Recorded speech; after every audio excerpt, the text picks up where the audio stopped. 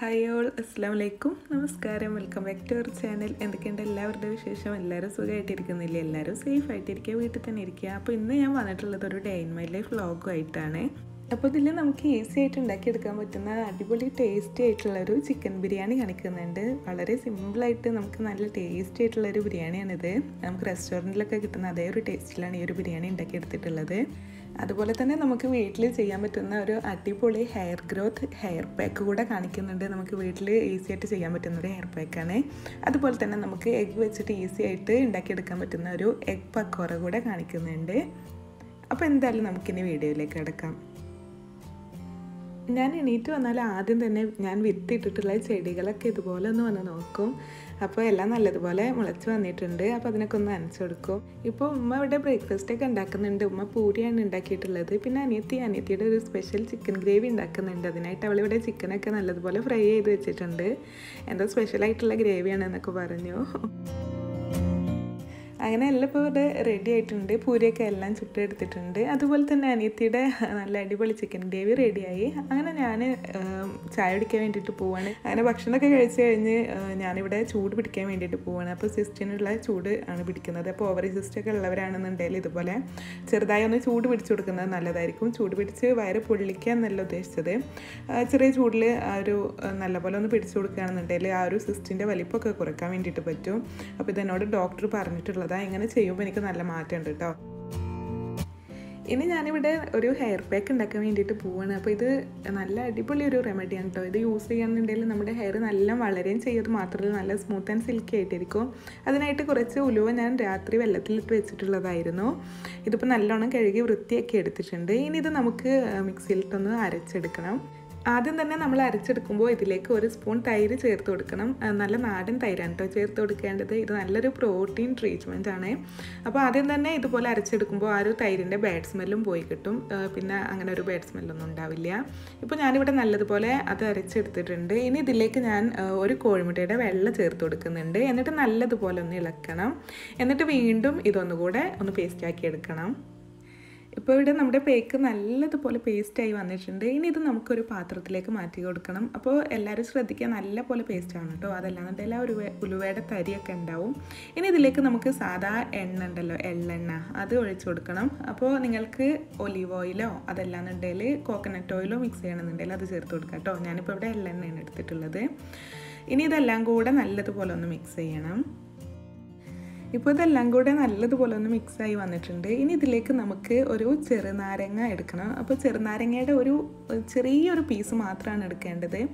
ഇതെന്തിനാണെന്ന് വെച്ചാൽ ഇത് നമ്മുടെ ഹെയറിൽ താരനൊക്കെ ഉണ്ടെന്നുണ്ടെങ്കിൽ അത് മാറ്റാനും തലക്ക് വെറുതെ ചുമ്മാ ചൊറിച്ചിലൊക്കെ ഉണ്ടാവുമല്ലോ, അതൊക്കെ മാറ്റാൻ വേണ്ടിയിട്ടാണ് ഈ ഒരു ചെറുനാരങ്ങ ചേർക്കുന്നത്. ഇത് ചേർത്തെന്ന് വെച്ചിട്ട് നമ്മുടെ മുടി കൊഴിച്ചിലോ അങ്ങനെ ഒന്നും ഉണ്ടാവില്ല, മറിച്ച് നമ്മുടെ മുടിക്ക് നല്ലൊരു തിളക്കം കിട്ടും. ഇതിൻ്റെ ക്വാണ്ടിറ്റി കൂടി പോകാഞ്ഞാൽ മതി, അത്ര ശ്രദ്ധിച്ചാൽ മതി. അല്പം മാത്രം ചേർത്ത് കൊടുക്കുക. അത് മാത്രമല്ല ഈ ഒരു തൈരിൻ്റെ ഒക്കെ സ്മെല്ല് പോയി കിട്ടാൻ ഇങ്ങനെ ചെറുനാരങ്ങ ചേർത്ത് കൊടുക്കുന്നത് നല്ലതാണ്. ഇപ്പോൾ പേക്ക് ഇവിടെ നല്ലപോലെ റെഡി ആയിട്ടുണ്ട്. ഇനി ഞാനിത് ഹെയറിലൊന്ന് അപ്ലൈ ചെയ്യട്ടെ കേട്ടോ. അങ്ങനെ ഞാനിപ്പോൾ ഇവിടെ ഹെയറിൽ പേക്കൊക്കെ ഇട്ട് വന്നിട്ടുണ്ട്. ഇനി ബിരിയാണി ഉണ്ടാക്കാൻ വേണ്ടി പോവാണ്. അപ്പോൾ കിച്ചണിൽ എല്ലാവരും ഉണ്ട്, അനിയനും അനിയത്തിയും എല്ലാവരും ഉണ്ട്. അവരൊന്നും കാണിക്കാനൊന്നും നല്ലപോലെ ഡ്രസ്സൊന്നും ചെയ്തിട്ടില്ല, അത് കാരണമാണ് കേട്ടോ ആരും കാണിക്കാത്തത്. ഉപ്പ നാട്ടിലില്ല, ഉപ്പ ദുബായിലാണുള്ളത്. അപ്പോൾ ഉപ്പ ഉണ്ടെന്നുണ്ടെങ്കിൽ ഉപ്പായിരിക്കും ബിരിയാണിയൊക്കെ. ഉപ്പ ബിരിയാണി ഉണ്ടാക്കിയ നല്ല ടേസ്റ്റാണ്. ഞാൻ നല്ലൊരു വ്ളോഗ് ഇട്ടപ്പോൾ അതിൽ ഉപ്പാൻ്റെ ഫിഷ് ബിരിയാണി ഇട്ടിട്ടുണ്ടായിരുന്നു. അപ്പോൾ എല്ലാവർക്കും നല്ല ഇഷ്ടമായി. അതിൻ്റെ റെസിപ്പി കാണിച്ചിട്ടില്ല. ഇൻഷാ അല്ലാഹ് ഇനി ഉപ്പാൻ്റെ കൂടെ ഒരു ദിവസം ബിരിയാണിയൊക്കെ ഉണ്ടാക്കുന്നുണ്ട്. അങ്ങനെ എന്തായാലും ഞാനിവിടെ നല്ല അടികെട്ടുള്ളൊരു പാത്രം വെച്ചിട്ടുണ്ട്. അതിലേക്ക് കുറച്ച് ഓയിൽ ഒഴിച്ചു കൊടുത്തു. അപ്പോൾ ഇതൊരു വെറൈറ്റി ആയിട്ടുള്ളൊരു ബിരിയാണിയാണ് ഞാൻ ഉണ്ടാക്കുന്നത്. ഇനി ഓയിലിലേക്ക് ഞാനൊരു അല്പം ഡാൽഡ കൂടെ ചേർത്ത് കൊടുക്കുന്നുണ്ട്. ഇതിലേക്ക് വേണമെന്നുണ്ടെങ്കിൽ RKG നെയ്യ് കൂടെ ചേർത്ത് കൊടുക്കാം കേട്ടോ. അപ്പോൾ നല്ലൊരു ടേസ്റ്റ് ഉണ്ടാവും. അപ്പോൾ ഞാനിവിടെ ഡാൽഡയാണ് ചേർത്ത് കൊടുത്തിട്ടുള്ളത്. ഇപ്പോൾ എണ്ണയൊക്കെ ഇവിടെ ഒന്ന് ചൂടായി വന്നിട്ടുണ്ട്. ഇനി ഇതിലേക്ക് നമുക്ക് ചെറുതായി അരിഞ്ഞു വെച്ചിട്ടുള്ള സവാള ചേർത്ത് കൊടുക്കണം. ഇപ്പോൾ എനിക്ക് ബിരിയാണിയിലേക്ക് ആവശ്യമായിട്ടുള്ള എല്ലാ സാധനങ്ങളും അനിയത്തി റെഡിയാക്കി തന്നിട്ടുണ്ട്. അപ്പോൾ ഞാൻ അവൾക്ക് പറഞ്ഞു കൊടുത്തിട്ടുണ്ടായിരുന്നു എങ്ങനെ എല്ലാം ചെയ്യേണ്ടതെന്ന്. അവൾക്കും ബിരിയാണി ഉണ്ടാക്കാൻ അറിയാം, അവൾ ഉണ്ടാക്കാറുണ്ട്. പക്ഷേ ഞാനുള്ളപ്പോൾ എല്ലാവർക്കും ഇതുപോലെ ഞാൻ ഉണ്ടാക്കണം, അപ്പോഴാണ് ഇഷ്ടം. അങ്ങനെ എന്തായാലും ഇപ്പോൾ ഞാനിതുപോലെ സവാളൊക്കെ നല്ലപോലെ ഇട്ട് കൊടുത്തു. ഇനി ഇതൊന്ന് നമുക്ക് ഫ്രൈ ചെയ്തെടുക്കണം. അപ്പോൾ ഒരുപാട് ഇട്ട് കൊടുക്കരുത്, അപ്പോൾ നമുക്ക് അങ്ങനെ ഫ്രൈ ആക്കി എടുക്കാൻ പറ്റില്ല. അപ്പോൾ ഇട്ട് കൊടുത്ത് ജസ്റ്റ് ഇതുപോലെ ഒന്ന് ഇളക്കി കൊടുത്താൽ മതി. നല്ല പോലെ അങ്ങനെ ഇളക്കരുത്, അപ്പോഴും നമുക്ക് ഫ്രൈ ആയി കിട്ടില്ല. ഇനി ഇതിവിടെ കുറച്ച് സമയം ഇങ്ങനെ കിടക്കട്ടെ. അപ്പോൾ ഇതെല്ലാം കൂടെ ഒന്നിങ്ങനെ ചെറുതായി ഫ്രൈ ആയി വരും. ഇപ്പോൾ കുറച്ച് സമയമായപ്പോഴത്തേക്ക് ഇതുപോലെ നമ്മുടെ സവാളൊക്കെ ഒന്ന് ഇങ്ങനെ ചെറുതായി വരുന്നുണ്ട്. അപ്പോൾ ജസ്റ്റ് ഒന്ന് ഇളക്കി കൊടുക്കുക. അപ്പോൾ നമ്മൾ വഴറ്റുമ്പോൾ ഇളക്കുമല്ലോ, അതുപോലെ ഇങ്ങനെ ഹാർഡായിട്ട് ഇളക്കരുത്, ഒന്ന് സോഫ്റ്റ് ആയിട്ട് ഇളക്കി കൊടുക്കുക. എന്നിട്ട് വീണ്ടും ഒന്നുകൂടെ ഇതുപോലെ ഇളക്കാണ്ട് വെക്കുക. അങ്ങനെ ഇപ്പോൾ ഇവിടെ നമ്മുടെ സവാള നല്ലതുപോലെ ഫ്രൈ ആയി വന്നിട്ടുണ്ട്. അപ്പോൾ നല്ലോണം ശ്രദ്ധിക്കട്ടെ, കരിഞ്ഞു പോകരുത്. കരിഞ്ഞു പോയിട്ടുണ്ടെന്നുണ്ടെങ്കിൽ ഒരു ടേസ്റ്റും ഉണ്ടാവില്ല. അപ്പോൾ ഇത് ഞാനൊന്ന് കോരിയെടുക്കട്ടെ. ഇപ്പോൾ ഞാനിവിടെ സവാളൊക്കെ നല്ലതുപോലെ കോരി മാറ്റിയിട്ടുണ്ട്. ഇനി നമുക്ക് ഈ എണ്ണയിൽ തന്നെ കാഷ്യൂനട്ടും അതുപോലെ കിസ്മിസ് കൂടെ ഒന്ന് വറുത്തെടുക്കണം. അപ്പോൾ ബിരിയാണിക്ക് നല്ല ടേസ്റ്റ് ഉണ്ടാവും. അപ്പോൾ ഞാനതൊക്കെ ഒന്ന് വറുത്തെടുക്കുകയാണ്. ഇപ്പോൾ ഞാനിവിടെ ഇതൊക്കെ ഒന്ന് വറുത്തെടുത്തിട്ടുണ്ട്. ഇനി നമുക്ക് ബിരിയാണിയിലേക്ക് വേണ്ട മസാല റെഡിയാക്കി എടുക്കണം. അതിനായിട്ട് നമ്മുടെ ആ ഒരു അത്രയും എണ്ണ ആവശ്യമില്ല, അതിൽ നിന്ന് കുറച്ച് എണ്ണ ഞാൻ മാറ്റി വെച്ചിട്ടുണ്ട്. ഇനി ഈ ഒരു എണ്ണയിലേക്ക് നമുക്ക് എരിവിനനുസരിച്ച് പച്ചമുളക് ചേർത്ത് കൊടുക്കുക. അതിനുശേഷം ഒരു സവാള, അതല്ലാന്നുണ്ടെങ്കിൽ 1.5 സവാള അരിഞ്ഞത് കൂടെ ചേർത്ത് കൊടുക്കണം. എന്നിട്ട് ആവശ്യത്തിന് ഉപ്പ് കൂടെ ചേർത്ത് നല്ലതുപോലെ ഈ ഒരു സവാളയും പച്ചമുളകും കൂടെ ഒന്ന് വഴറ്റിയെടുക്കണം. ഇപ്പോൾ നമ്മുടെ സവാളയും പച്ചമുളകും കൂടെ നല്ലതുപോലെ വഴണ്ട് നല്ലൊരു സ്മെല്ല് വരുന്നുണ്ട്. ഇനി ഞാൻ ഇതിലേക്ക് നല്ലതുപോലെ പേസ്റ്റ് ആക്കി വെച്ചിട്ടുള്ള ഇഞ്ചി വെളുത്തുള്ളി ഇട്ട് കൊടുക്കുന്നുണ്ട്. അപ്പോൾ ഇതൊക്കെ നമ്മുടെ ഒരു ടേസ്റ്റിനനുസരിച്ച് ഇട്ട് കൊടുക്കുക കേട്ടോ. ഒരുപാട് കൂടി പോകരുത്, ഒരു 2 സ്പൂണൊക്കെ മതി, അത്ര തന്നെ നല്ല ടേസ്റ്റ് ഉണ്ടാവും. പിന്നെ നിങ്ങളുടെ ഒരു ബിരിയാണിയുടെ ക്വാണ്ടിറ്റി അനുസരിച്ച് ഇതിൻ്റെ അളവ് മാറ്റി കൊടുക്കുക കേട്ടോ. അപ്പോൾ ഇഞ്ചി വെളുത്തുള്ളിയുടെ ഒക്കെ ഒരു പച്ചമണം മാറുന്നത് വരെ ഒന്ന് ഇളക്കി കൊടുക്കുക. എന്നിട്ട് ഇതിലേക്ക് ചിക്കൻ മസാല പുരട്ടി വെച്ചിട്ടുള്ളതാണ്, അതൊന്ന് ചേർത്ത് കൊടുക്കണം.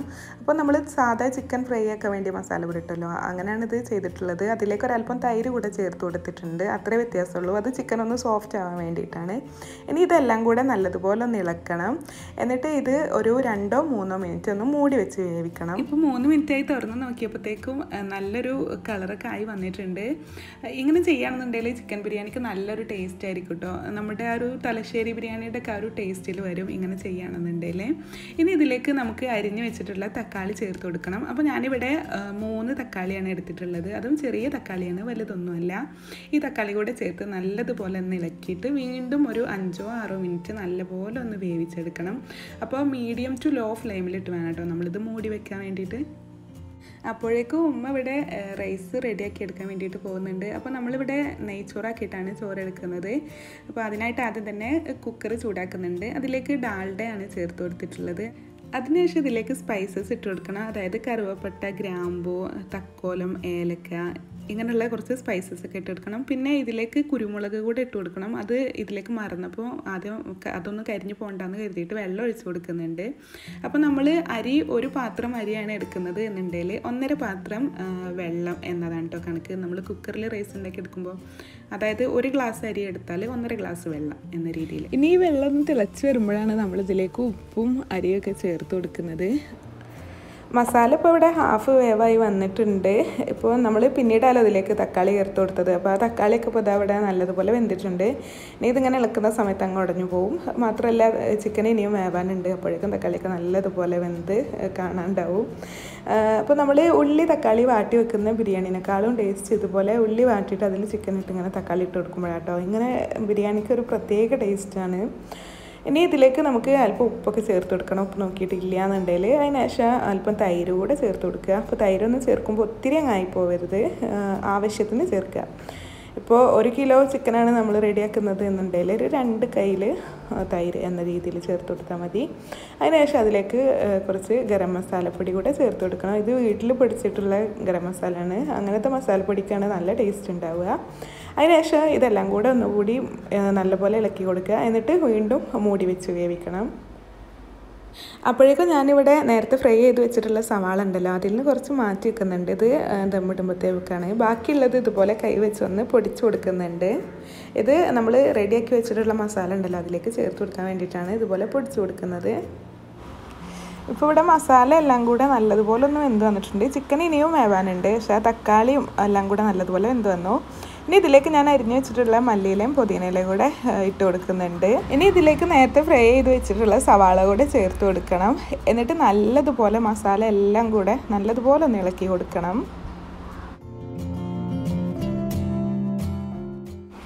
ഇനി ഇതിലേക്ക് ഒരു 1/2 ടേബിൾ സ്പൂൺ വിനേഗർ ചേർത്ത് കൊടുക്കണം. ഇങ്ങനെ വിനേഗർ ചേർക്കുകയാണെന്നുണ്ടെങ്കിൽ ബിരിയാണി നല്ല ടേസ്റ്റ് ഉണ്ടാവും. ചിക്കനൊക്കെ നല്ലോണം ഒന്ന് സോഫ്റ്റായി, എന്നാൽ ചിക്കനൊന്നും ഉടഞ്ഞു പോവുകയില്ല. അങ്ങനെ ഒരു പ്രത്യേക ഒരു ടേസ്റ്റ് ബിരിയാണിക്ക് ഉണ്ടാവും. ഇതൊരു സ്പെഷ്യൽ ടിപ്പാണ് കേട്ടോ. ഇനി വിനെഗറിൻ്റെ പച്ചമണം ഒന്ന് മാറിക്കിട്ടണം. അതിന് ശേഷം നമുക്കിനി ഇതിലേക്ക് അല്പം പശുവിൻ നെയ്യ് ചേർത്ത് കൊടുക്കണം. 1 മിനിറ്റ് കൊണ്ട് തന്നെ നമുക്ക് ആ സ്മെല്ലൊക്കെ മാറി കിട്ടും കേട്ടോ. ഇപ്പോൾ ഇതിലേക്ക് പശുവിൻ നെയ്യ് ഞാൻ ചേർത്ത് കൊടുത്തിട്ടുണ്ട്. ഞാനിവിടെ 6 kg ആണ് യൂസ് ചെയ്തിട്ടുള്ളത്. എന്നിട്ട് ഇത് നല്ലതുപോലെ ഒന്ന് ഇളക്കി കൊടുക്കണം. ഇപ്പോൾ ലാസ്റ്റ് നമ്മൾ ഇതുപോലെ 6 kg നെയ്യ് യൂസ് ചെയ്യുകയാണെന്നുണ്ടെങ്കിൽ ബിരിയാണിക്ക് നല്ലൊരു ഫ്ലേവർ ഉണ്ടാവും കേട്ടോ. ആ നെയ്യിൻ്റെ ഒക്കെ ഒരു നല്ല ഫ്ലേവറും നല്ലൊരു രുചിയും ഇങ്ങനെ ഈ ഒരു സമയത്ത് നെയ്യ് ചേർത്ത് കൊടുക്കുകയാണെന്നുണ്ടെങ്കിലാണ് ഉണ്ടാവുക. ഇനി ഇതൊന്ന് ഒരു 5 മിനിറ്റ് മൂടി വെച്ച് വേവിക്കണം. നല്ലപോലെ ആ നെയ്യും എല്ലാം കൂടെ നല്ലതുപോലെ ഒന്ന് പിടിക്കാൻ വേണ്ടിയിട്ടാണ്. എന്നിട്ട് നല്ലതുപോലെ ഒന്ന് ഇളക്കി കൊടുക്കുക. ഇപ്പോൾ എല്ലാം മാറി മാറി നിൽക്കുന്നുണ്ടാവും. എണ്ണയും മസാല എല്ലാം വേറെ വേറെ നിൽക്കുന്നുണ്ടാവും. ഇതാണ് നമ്മുടെ ഒരു ബിരിയാണി മസാലയുടെ പാകം. ഇനി ഇതിലേക്ക് ഒരു ചെറുനാരങ്ങയുടെ, അതായത് ഒരു ചെറിയ ചെറുനാരങ്ങയുടെ നീരൊഴിച്ച് കൊടുക്കണം. അതിനുശേഷം ഇതിലേക്ക് ഞാൻ അല്പം തേങ്ങയും അതുപോലെ കാഷ്യൂനട്ട് കൂടെ വെള്ളത്തിലിട്ട് വെച്ച് അരച്ചെടുത്തിട്ടുള്ളതാണ്, അതുകൂടെ ചേർത്ത് കൊടുക്കുന്നുണ്ട്. ഇതും ബിരിയാണിക്കൊരു സ്പെഷ്യൽ ടിപ്പാണ്. ഇതൊക്കെ ചേർത്താൽ ബിരിയാണിക്കൊരു പ്രത്യേക ഫ്ലേവറും പ്രത്യേക രുചിയും ഉണ്ടാവും. അപ്പോൾ നമ്മൾ വേറെയുള്ള എസൻസോ കാര്യങ്ങളൊന്നും ചേർക്കേണ്ട, ഇങ്ങനെയുള്ള സംഭവങ്ങൾ ചേർത്താൽ തന്നെ നമുക്ക് നല്ല അടിപൊളി ബിരിയാണി ആവും. അപ്പോഴേക്കും ഉമ്മ ഇവിടെ റൈസൊക്കെ റെഡിയാക്കി എടുത്തിട്ടുണ്ട്. ഇപ്പോൾ റൈസൊക്കെ നല്ലതുപോലെ വെന്ത് വന്നിട്ടുണ്ട്, ഒട്ടും ഒട്ടി പിടിച്ചിട്ടൊന്നുമില്ല. അതുപോലെ നമ്മൾ റൈസ് റെഡിയാക്കി എടുക്കുമ്പോൾ അതിലേക്കൊരു 1/2 പീസ് ലെമൺ ജ്യൂസ് ഒഴിച്ചു കൊടുക്കുകയാണെന്നുണ്ടെങ്കിൽ റൈസ് ഒട്ടി പിടിക്കൊന്നുമില്ല കേട്ടോ, നല്ലപോലെ വേറിട്ട് കിട്ടും. ഇതിപ്പോൾ ചൂടോടെ ആയതുകൊണ്ടാണ്. ഇനി നമ്മളിത് ദമ്മിടുമല്ലോ, ആ സമയത്തൊന്നും ഒട്ടും ഒട്ടി പിടിക്കാണ്ട് നിൽക്കും. ഇനി ഞാനിവിടെ ദമ്മിട്ട് കൊടുക്കാൻ വേണ്ടി പോവുകയാണ്. ഇപ്പോൾ മസാല കണ്ടോ നല്ലതുപോലെ വെന്തിട്ടുണ്ട്. ചിക്കനൊന്നും ഒട്ടും ഉടഞ്ഞ് പോവാണ്ട് നല്ല സൂപ്പറായിട്ടുണ്ട്. അപ്പോൾ ഇനിയിപ്പോൾ നമ്മളിത് ദമ്മിടും അപ്പോഴും ചിക്കനൊന്നും ഒട്ടും ഉടഞ്ഞ് പോവില്ല.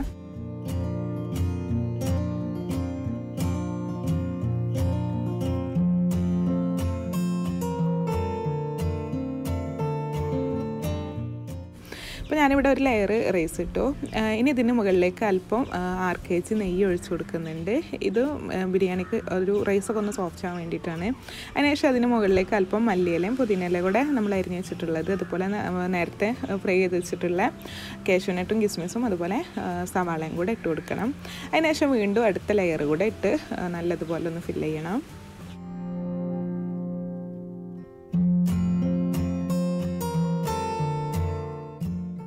എന്നിട്ട് മുകളിൽ ഇതുപോലെ നമ്മൾ നേരത്തെ ചെയ്ത പോലെ കാഷ്യൂനട്ടും കിസ്മിസും എല്ലാം ഇട്ട് കൊടുക്കുക. അതിനുശേഷം അതിന് മുകളിലായിട്ട് അല്പം ഗരം മസാല, അത് നമ്മൾ വീട്ടിൽ പൊടിച്ചിട്ടുള്ള ഗരം മസാലയാണ് ഞാൻ പറഞ്ഞല്ലോ, അത് ഇട്ട് കൊടുക്കണം. അതിനുശേഷം അല്പം കുരുമുളക് പൊടി കൂടെ, അത് നമ്മുടെ എരിവിനനുസരിച്ച് ചേർത്ത് കൊടുക്കുക. അപ്പോൾ മസാലയിൽ നല്ല എരിവുണ്ടെങ്കിൽ അധികം ഇട്ട് കൊടുക്കേണ്ട ആവശ്യമില്ല. ഇനിയൊരു 10 മിനിറ്റ് നമുക്ക് തീ ലോ ഫ്ലെയിമിലിട്ടൊന്ന് മൂടി വെക്കണം. അപ്പോഴേക്കും ആ ഒരു ബിരിയാണിയിൽ എല്ലാ ഫ്ലേവറും എല്ലായിടത്തും എത്തും. ഇപ്പോൾ 15 മിനിറ്റായി ഞാനിതൊന്ന് തുറന്ന് നോക്കുകയാണ്. ഫ്ലെയിം നമ്മൾ 10 മിനിറ്റിൽ ഓഫ് ആക്കിയിട്ടുണ്ടായിരുന്നു. ഇപ്പോൾ റൈസും എല്ലാം കൂടെ നെയ്യും എല്ലാം കൂടെ നല്ലൊരു സ്മെല്ല് വരുന്നുണ്ട്. നമ്മൾ ആ മുകളിൽ ഇട്ട് കൊടുത്തിട്ടുള്ള ഗരം മസാലയും കുരുമുളകും എല്ലാം കൂടെ നല്ലൊരു കിടിലൻ സ്മെല്ല് വരുന്നുണ്ട്. ഇപ്പോൾ തന്നെ കണ്ടില്ലേ, ആ മുകളിലേക്കൊക്കെ ആ ഒരു റൈസിൻ്റെ യെല്ലോ കളർ എത്തിയിട്ടുണ്ട്. സൈഡിൽ കൂടെ എല്ലാം കൂടെ ആ നെയ്യും എല്ലാം കൂടെ എത്തിയിട്ടുണ്ട്. ഇനി ഞാനിവിടെ റൈസ് ഒന്ന് മാറ്റി വെക്കുന്നുണ്ട്. അതായത് ഒരു പ്ലേറ്റിലേക്ക് നമ്മുടെ മുകളിലത്തെ ആ റൈസും കാര്യങ്ങളൊക്കെ ഒന്ന് മാറ്റി വെക്കുന്നുണ്ട്.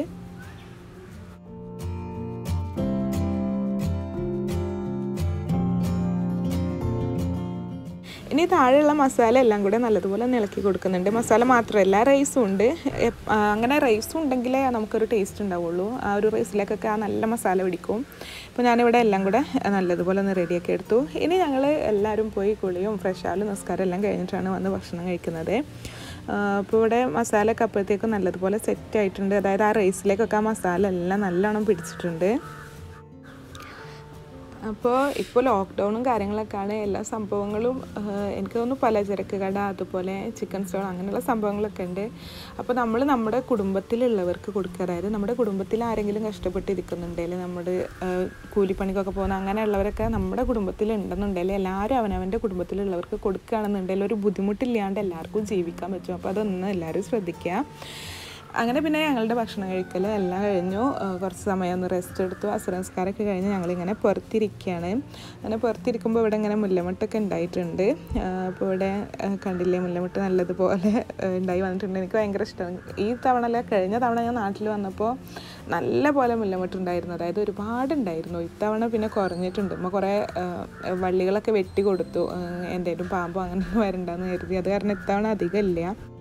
അതിനുശേഷം പിന്നെ ഞങ്ങളിങ്ങനെ പറമ്പിലേക്ക് ഇറങ്ങി ഇതുപോലെ ചിക്കു ഉണ്ടായിട്ടുണ്ട് ഒരുപാട്. ചിക്കു ഞങ്ങളുടെ ഇവിടെ നാട്ടിൽ സപ്പോട്ട എന്നിട്ടോ പറയുക. അപ്പോൾ എല്ലാവരും എന്താ പറയുന്നത് എനിക്കറിയില്ല. അപ്പോൾ അതിങ്ങനെ പൊട്ടിക്കായിരുന്നു. ഞാനിങ്ങനെ അതിനിടയിൽ സംസാരിക്കുന്നുണ്ട്, അതാട്ടോ ചിരിക്കുന്നത്.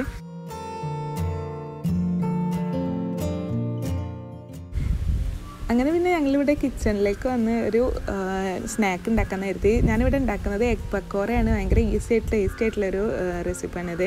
അതിനായിട്ട് 4 എഗ്ഗ് എടുത്തിട്ടുണ്ട്. അതിലേക്ക് ആവശ്യത്തിന് വെള്ളം ചേർത്ത് അല്പം ഉപ്പ് കൂടെ ചേർത്ത് ഇതൊന്ന് പുഴുങ്ങിയെടുക്കണം. അപ്പോൾ ഉപ്പ് ചേർക്കുകയാണെന്നുണ്ടെങ്കിൽ നമുക്ക് എഗ്ഗ് പൊട്ടാണ്ട് കിട്ടും. അപ്പോൾ അതൊന്ന് വെന്ത് വരുമ്പോഴത്തേക്ക് ഞാനിവിടെ 2 സവാള അരിഞ്ഞെടുക്കുന്നുണ്ട്. അപ്പോൾ സവാള അരിയുമ്പോൾ ചെറുതായിട്ട് വേണം അരിഞ്ഞെടുക്കാൻ. നമ്മൾ പക്കോറയാണല്ലോ ഉണ്ടാക്കുന്നത്, അതുകൊണ്ട് തന്നെ ചെറുതായി അരിയണം. അപ്പോൾ ഞാനിവിടെ 2 സവാള ഒന്ന് ചെറുതായി അരിഞ്ഞെടുത്തിട്ടുണ്ട്. ഇനി ഇതിലേക്ക് ഒരു ചെറിയ പീസ് ഇഞ്ചിയും ഇതുപോലെ ചെറുതായി മുറിച്ചിട്ട് കൊടുക്കണം. അതിനുശേഷം ഇതിലേക്ക് ഒരു പച്ചമുളകും മുറിച്ചിട്ട് കൊടുക്കണം. അപ്പോൾ വലിയ പച്ചമുളക് എടുക്കേണ്ട ആവശ്യമില്ല. ഒരു ചെറിയ പച്ചമുളക് ഇതുപോലെ നല്ലപോലെ ചെറുതായി മുറിച്ചിട്ട് കൊടുക്കുക. പിന്നീട് കുറച്ച് വേപ്പില കൂടെ മുറിച്ചിട്ട് കൊടുക്കണം. അപ്പോൾ ഒരു അല്ലി വേപ്പില അതുപോലെ എടുത്ത് ചെറുതായി അങ്ങ് മുറിച്ചിട്ട് കൊടുത്താൽ മതി. ഇനി ഇതിലേക്ക് നമുക്ക് ഓരോ പൊടികൾ ഇട്ട് കൊടുക്കണം. അപ്പോൾ ആദ്യം തന്നെ ആവശ്യത്തിന് ഉപ്പ് ചേർത്ത് കൊടുക്കണം. അപ്പോൾ ഉപ്പ് ചേർത്തതിന് ശേഷം അല്പം മഞ്ഞൾപ്പൊടി, പിന്നീട് നമുക്ക് അല്പം മല്ലിപ്പൊടി ചേർത്ത് കൊടുക്കണം. അതിനുശേഷം കുറച്ച് ഗരം മസാല, പിന്നെ കുറച്ച് മുളക് പൊടി കൂടെ ചേർത്ത് കൊടുക്കണം. അതിനുശേഷം ഇതിലേക്കൊരു 1/2 ടേബിൾ സ്പൂൺ പെരുംജീരകം കൂടെ ഇട്ട് കൊടുക്കണം. എന്നിട്ട് ഇതെല്ലാം കൂടെ നല്ലതുപോലെ ഒന്ന് മിക്സ് ചെയ്യണം. നമ്മുടെ കൈ വെച്ച് ഒരു കയ്യിൽ വെള്ളം ചേർത്ത് നല്ലതുപോലെ ഒന്ന് മിക്സ് ചെയ്തെടുക്കണം. കാരണം ഇതിൽ നിന്ന് തന്നെ ഇനി അത്യാവശ്യം വെള്ളം വരും, അതുകൊണ്ട് അധികം വെള്ളം ചേർക്കേണ്ട ആവശ്യമില്ല. ഇനി നമുക്കിതിലേക്കുള്ള മാവ് ഉണ്ടാക്കിയെടുക്കണം. അതിനായിട്ടൊരു ചെറിയ കപ്പ് മൈദ എടുക്കണം. പിന്നീട് നമുക്കിതിലേക്ക് കുറച്ച് കടലപ്പൊടി ചേർത്ത് കൊടുക്കണം. എന്നിട്ട് ഒരു കയ്യിൽ അരിപ്പൊടി കൂടെ ഇതിലേക്ക് ചേർത്ത് കൊടുക്കണം. എന്നിട്ട് ഇതെല്ലാം കൂടെ നല്ലതുപോലെ ഒന്ന് മിക്സ് ചെയ്തെടുക്കണം. അതിനുശേഷം നമ്മൾ നേരത്തെ കുഴച്ച് വെച്ചിട്ടുള്ള നമ്മുടെ സവാള മിക്സ് ഉണ്ടല്ലോ, അത് ഇതിലേക്ക് ചേർത്ത് കൊടുക്കുക. എന്നിട്ട് വീണ്ടും ഒരു കുറച്ച് മാത്രം വെള്ളം ചേർത്ത് ഇതെല്ലാം കൂടെ നല്ലതുപോലെ ഒന്ന് കുഴച്ചെടുക്കണം. ഇപ്പോൾ ഞാനിവിടെ നല്ലതുപോലെ കുഴച്ചെടുത്തിട്ടുണ്ട്. ഇപ്പോഴേക്കും നമ്മുടെ എഗ്ഗ് ഇവിടെ നല്ലപോലെ വെന്ത് വന്നിട്ടുണ്ട്. ഞാനിവിടെ ഒരു എഗ്ഗ് 8 പീസ് എന്ന രീതിയിൽ ഇവിടെ മുറിച്ചെടുത്തിട്ടുണ്ട്. ഇനി ഇത് പൊരിച്ചെടുക്കാനായിട്ട് നമ്മൾ മുറിച്ച് വെച്ചിട്ടുള്ള എഗ്ഗ് ഉണ്ടല്ലോ, അത് ഈ മാവിലേക്ക് ഇട്ട് കൊടുക്കണം. എന്നിട്ട് നമ്മുടെ കൈ വെച്ച് എഗ്ഗൊക്കെ ഈ മാവ് വെച്ച് നല്ലതുപോലെ ഒന്ന് കവർ ചെയ്ത് കൊടുക്കുക. അതായത് ഓരോ എഗ്ഗും നല്ലതുപോലെ മാവിൽ മുങ്ങണം. എന്നിട്ട് നല്ല ചൂടായ എണ്ണയിലേക്ക് നല്ലപോലെ കവർ ചെയ്ത് ഓരോന്നായിട്ട് ഇട്ട് കൊടുക്കണം. അതുപോലെ നിങ്ങൾ ഒരുപാട് പേര് എന്നോട് റിക്വസ്റ്റ് ചെയ്തിട്ടുണ്ട് ബ്യൂട്ടി റിലേറ്റഡ് വീഡിയോ, അതായത് ഓപ്പൺ പോഴ്സിനുള്ള അങ്ങനെയുള്ള ഓരോ കാര്യങ്ങളൊക്കെ. അപ്പോൾ ഞാൻ ഇൻഷാല്ല വേഗം തന്നെ ചെയ്യേണ്ട കേട്ടോ. അതുപോലെ എൻ്റെ ഒരു ക്യാൻസർ ജേണി ഇടാണ്ട്, അതും ഞാൻ ഇൻഷാല്ല ഇടുന്നുണ്ട്. അപ്പോൾ എന്തായാലും നമ്മൾ ഈ ഒരു ഫ്രൈങ് പാനിൽ കൊള്ളുന്ന അത്രയും ഇതുപോലെ ഒട്ടി പിടിക്കാണ്ട് വേണം ഇട്ട് കൊടുക്കാൻ. ഒട്ടി പിടിച്ച് പോയാൽ സംഭവം എല്ലാം കൂടെ അങ്ങ് ഒട്ടി പിടിച്ച് പോകും. ഇല്ലെങ്കിലും കുഴപ്പമൊന്നുമില്ല. ഇത് ഫ്രൈ ചെയ്തതിന് ശേഷം നമുക്ക് കൈ വെച്ച് വേറെടുത്തി കൊടുക്കാവുന്നതേ ഉള്ളൂ. പിന്നെ ഇട്ട് കൊടുക്കുമ്പോൾ കൈയൊന്നും എണ്ണയിൽ മുങ്ങി പോകാണ്ട് ശ്രദ്ധിക്കണം കേട്ടോ. ഞാനിപ്പോൾ ഇവിടെ ഒരു സൈഡ് വെന്തപ്പോൾ മറിച്ചിട്ട് കൊടുത്ത് 2 സൈഡും നല്ല ബ്രൗൺ നിറാക്കിയിട്ട് വേവിച്ചെടുത്തിട്ടുണ്ട്. അപ്പോൾ ഈ ഒരു കളറാവുമ്പോൾ നമുക്കിത് കോരി മാറ്റണം.